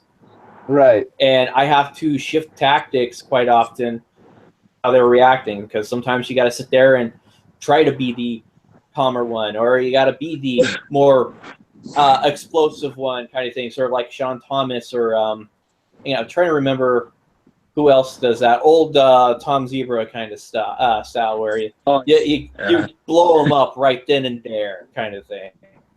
Yeah, I noticed thing. Okay, like the thing with like Silent Citizen. I mean, he's just like straightforward. It's like he comes out and says, "I had the right to remain silent." It's just straightforward, simple. You're gonna handcuff me, do what you're gonna do. Okay, fine. But the majority of the First Amendment auditors and the cop watching community, I've noticed that a lot. When I did the Point Hueneme one, I was telling the guys in the video, okay, we're going to be totally silent. We're just going to walk away. But the aggression that came out with the officers, it just totally changed the tactic up to where we all just got on them at once, saying, to back up, what law, whatever, and we all got them at once. I get so many people are saying, just pick one person to talk. And that's all good and fine and dandy, but there's certain reactions to certain officers when you go out there, and the tactics do change. I mean, I've seen yours, Bunny Boots, where you are staying silent, and then all of a sudden you do change that tactic to where you do start talking just that little tiny bit, but not enough to where it's like giving up your rights and stuff. And it's like sometimes you just changing tactics out there, man. You got to pick your battles. And with the TSA, I firmly believe that if you did stay silent with them, I think they would have pulled you in that little dark room and freaking scold you more, try to get you answers more. You would have freaking lost your flight, lost your money. I think that seriously would have happened to you. Yeah. Well, as is maybe in the future down the line in like 5 years, when I'm down stateside doing further college and all that stuff, I'll have the opportunity to take those puddle jump flights that through the TSA, like 30-minute flight or something like that. Those tickets are usually like $100 round trip kind of thing, and I can waste some money on testing that further. But I'm not in a situation currently to be able to do that kind of stuff. The reason I think they hassle you more than anything, Bunny Boots? They want to know what you're hiding in that beard.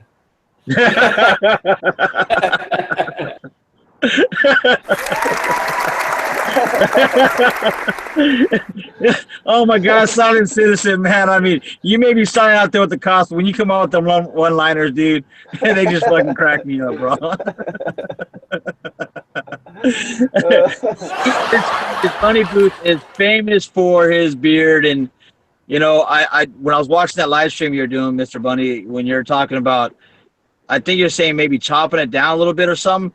Don't ever get rid of that beard. That is yours right there, man.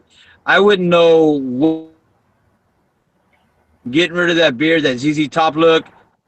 Don't ever do that, brother. Well, the women they call it the tickler.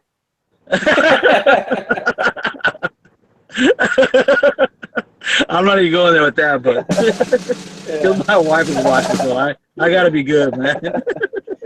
But yeah, the thing is actually when I'm out traveling and stuff like that, it's like, how long did it take you? Bro, it's more than what I get on the cane, surprisingly, because the cane was like the go-to eye catcher when being out and about because of how unique it is. It's diamond willow, it's glossed over, it's got Alaska wood burnt into it and all that stuff. Do you think, hey Bunny, do you think it's more suspicious looking with that beard and having that white robe thing on? Do you think it's more suspicious looking because of the nowadays thing that's going on out there? Do you think it's more person that looks suspicious, the way they're dressed? Shit, you already know the answer to that, Richard. I want to hear Bunny Boots' idea out of that. Me too. To be honest, in comparison of my past activities versus my activities while wearing that, seeing it's been very little on the interactions I've had between law enforcement and security while wearing that outfit versus when I'm not wearing that outfit. It doesn't seem like there has been much of an attitude change. Granted, I am technically half-assing it because my skin is pretty freaking white. My beard is red. My hair is blonde. So obviously, I don't really look the part. Have you ever? But I do it at a distance, kind of thing, and it does get the eye tincture. That's for sure. Where people are more likely to look in my direction once they notice it. I'm a lot more noticeable, kind of thing. Have you ever had anybody ask you if you're a Muslim? That's a fair question. I think. Sorry, man. That was my internet. What did you say? Have you ever had anybody ask you if you were a Muslim? No, I haven't had that happen yet. I just had people go, "You're crazy, and you're stupid, and you're an asshole." Those are pretty much the general 3 comments I get.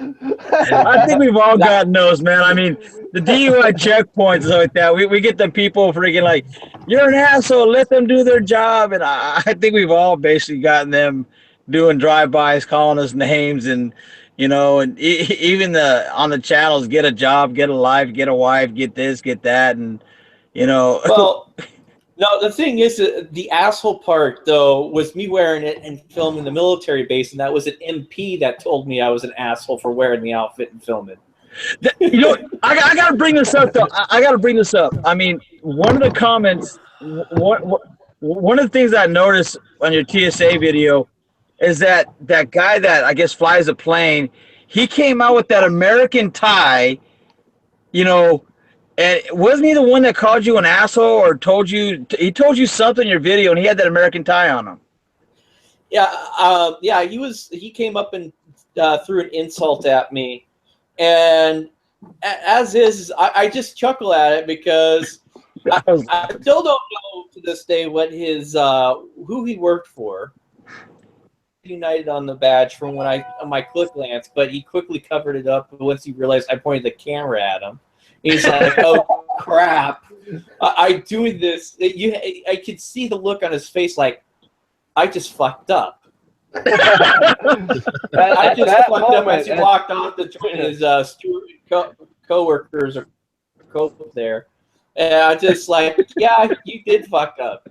And I'm just like, yeah, you shouldn't have done that. I hope, and I do hope he doesn't lose his job over that. So, because he tried to infringe on my right, he just came up and insulted me while wearing the uniform.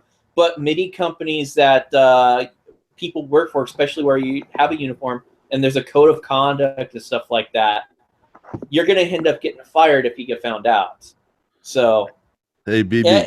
Yeah. I want to jump in here for a minute. Okay, go ahead. I put the other guys on mute for a minute to take over for. I'm exercising my control here. When we were doing when you were out doing the Randolph, we were running cover for you on the other side, backup. Did we tell you about the lady that walked up and was talking to us in the car, and she was talking about you over there? What are you doing? And she was asking about, well, what does he have on the front of him there? And I think she thought you had a bomb tied to you or something. And we couldn't really tell her what was going on because, we're running your backup and videoing you from over there. So we really couldn't tell her much. I wish you got the audio from that. That would have just been hilarious to have playing in the background. Like, re-release the video, except, well, we have both of those angles, like side by side or picture in picture. And then you just have the audio with your conversation with that lady. Would have been probably a great entertainment, I bet. Yeah, and I wish I had it. I got the video, but the audio just not loud enough from outside that car for her to hear. So yeah, that really doesn't work too well. But now that I'm learning how to use some of my other programs, maybe I can bring that audio up in the background. I don't know if I can do it, but I may check on that. Well, Audacity is a great magical audio editor. It's free to use, and I use it actually sometimes where I got to rip audio from my videos to clean it up.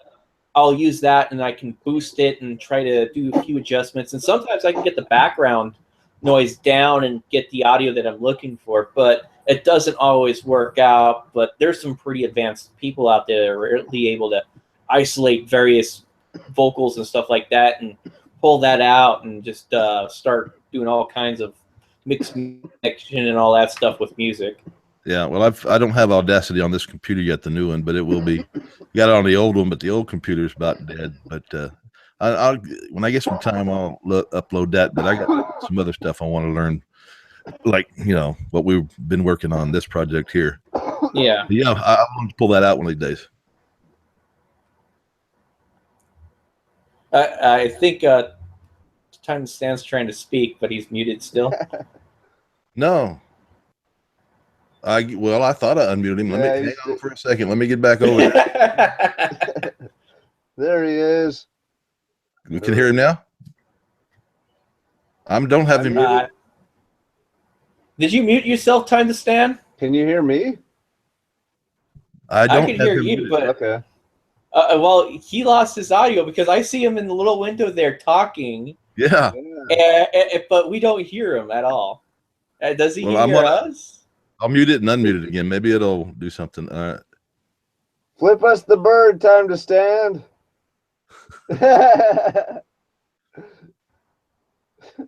I can't mute or unmute him. Am I muted? No, I hear you now. You're... Time to Stand, man. I think he might.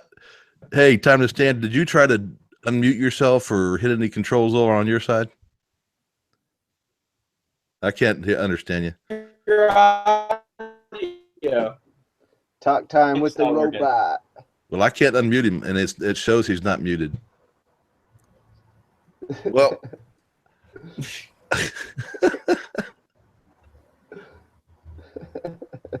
yeah. But it just gotta love the wonders of this technology. It's a learning curve. I mean, well, the thing is when you get involved in this activism, most people that get in, they just film, they upload straight to YouTube or something like that. And then you start learning how to video edit to present the video better.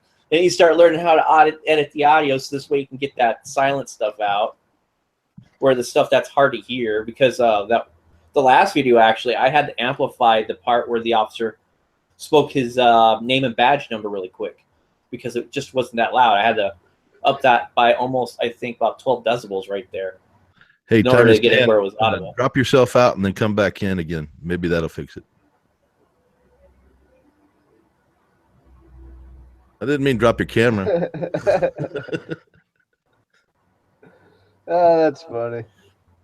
Yeah, I don't know what happened there because he's not muted on this side. Hey, so Bunny Boots, what is your most controversial thing that has ever happened to you, being a part of, doing audits and being a part of this kind of community? What's the most controversial thing that you would say has happened to you? I would have to say my arrest at the when I was documenting the security setup for the presidential visit up here in Anchorage. What happened? That's where I was filming, and I walked down a completely open alleyway, and all of a sudden the police pretty much surrounded me and pounced on me and got upset, and then they pushed me off onto the sidewalk. And then I'm sitting there, I'm like, okay, I'm noticing all these other people are just walking back and forth on it. I caught on video while the police were interacting with me in that area, a guy with a backpack walking right behind them, which was quite hilarious in my opinion.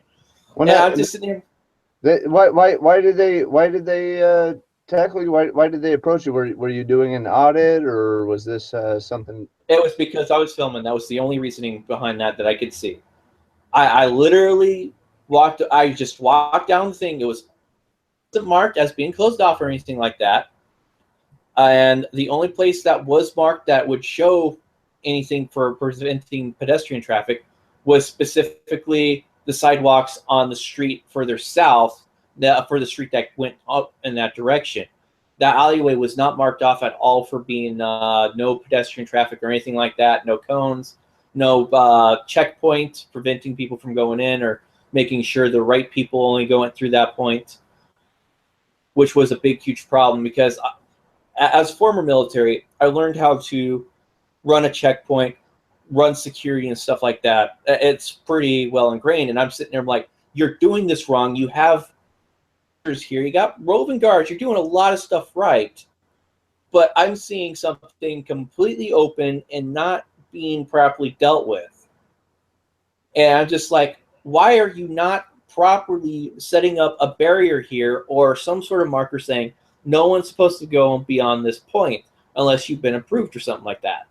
So walk us through it real quick. After what happened after you got tackled, I mean, kind of walk us through exactly what happened in a brief manner.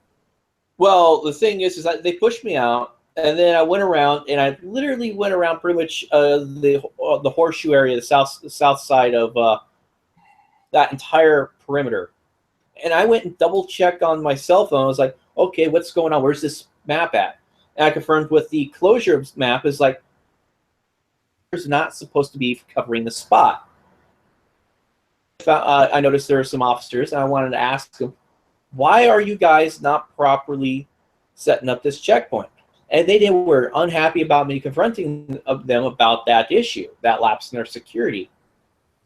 And as they're pushing me back out kind of thing, and I'm sort of walking back slowly, and I sort of turn for a moment, and I ask them a question.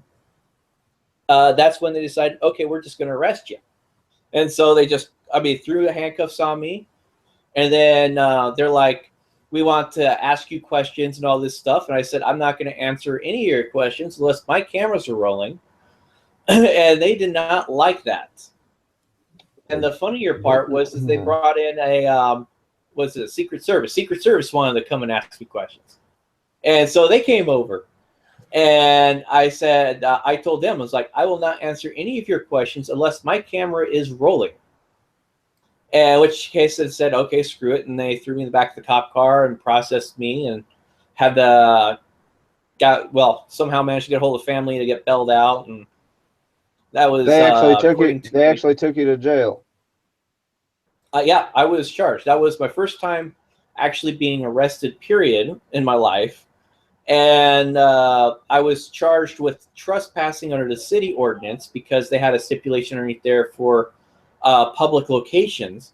But the problem was they had to change the law back in the 90s because they lost a lawsuit with the way it was a civil rights lawsuit back then because of the way it was worded.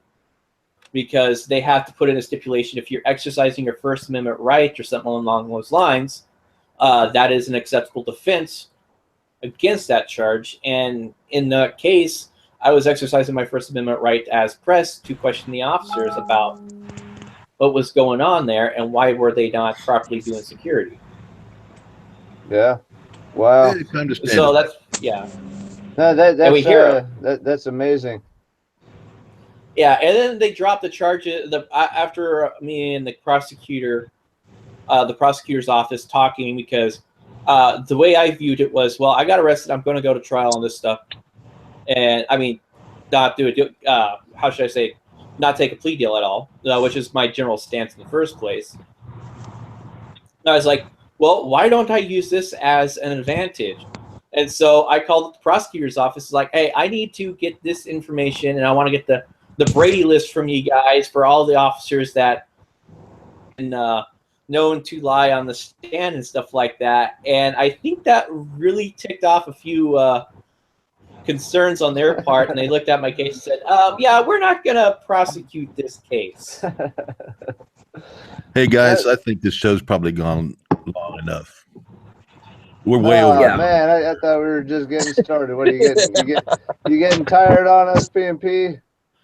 No, but I got it's getting late and people are dropping out, and I didn't really want to go over an hour anyway, but we did just because we were having fun. But I think we've done enough for tonight. We can't use up all the topics in one night, you know. I don't know if I can still be talked. I don't know. Anyway, it's a lot of fun. Hey, I'm back. No, what I was gonna say is, I love the part where before you go, Bunny Boots and you guys, when you guys are doing the getaway, Bunny Boots put the seat back, and you know, I love that. I watch that video all the time, man. That was funny. Sonic says, if you guys haven't seen that, man, you guys got to go watch with PMP and Bunny Boots when they're the getaway. Bunny Boots puts the seat back, and it was funnier than hell, man. Yeah, that National Guard base. That was quite hilarious because he saw the boots underneath the truck there on the other side of me. I'm just like, oh, they're coming. I just yanked the thing. It was like, bang. I'm like, yeah, I'm down. Okay, let's get out of here. Where the hell did he go? All right. Okay. Bunny Boots, thanks for stopping by. And I want to remind everybody that Bunny Boots does a lot of stuff behind the scenes to help everybody that y'all don't see. So he's like, one of the major people that got things started. And so he deserves a lot of credit for what all of us have been doing. And he's inspired a lot of us. And just want to thank him for everything he does behind the scenes and in front of behind the camera too, But thanks for stopping by, Bunny Boots. Silent Citizen, thanks for stopping by, and you've been a great help to me with somebody to talk to about what's going on and throw some ideas around. Thank you for being here. And Time to Stand, you too, buddy. You've been a lot of help helping me work through some of this stuff and keeping me motivated to get this thing figured out. Man, you know what you're doing is a great thing out there, man. And I just got to say one thing, Bunny Boots and me, we've had plenty of conversations on the phone, and he's helped me through some times and gave me real good advice out there and stuff. So all you guys out there, man, I appreciate what you guys have taught me and what you guys have done for me throughout the time I've been doing this. And it's quite a journey, and I'm glad to be a part of the journey with you guys. And I want to remind everybody, Bunny Boots has got some more videos coming up from his trip to San Antonio and Texas, Houston area. I think he said most of them are going to be now from San Antonio. Yeah, I think I got 1 or 2 left for Houston. I have to double check all my footage, but generally when it comes to for our First Amendment Friday, I work on that video that week. So, and I pick them out mainly around that time frame. So it just depends on how much editing I got to do and all that. All right. Well, everybody keep an eye on his channel at Bunny Boots Inc. on YouTube. He's got some more stuff coming up, and that's going to be the end of the PNP live show. Again, this was a test, and we're just having some fun. Monday night. Hopefully, I will have this programming stuff done, and I will have y'all will be able to see a better idea of what I want this show to, the appearance of it, and the usability of it when you come to YouTube and watch. So we'll see y'all later. Thank you, everybody. That's it. Peace out. But Hang around, anybody that wants to hang around.